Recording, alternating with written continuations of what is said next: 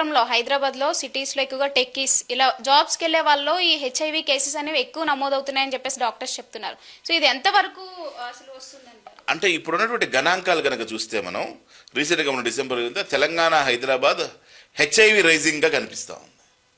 ఇదివరకు diabetes rising అని కంగారు పడేవాళ్ళు, డయాబెటీస్ గురించి అరిచరిచి గొంతు పెట్టుకున్నాం. ఇప్పుడు HIV rising, that techie companies, software companies. అంటే ఇక్కడ హెచ్ఐవి ఎలాంటిదంటేనమ్మా, ఒక్కళ్ళకి వస్తే 100 మందికి ఈజీగా ఇచ్చేయచ్చు.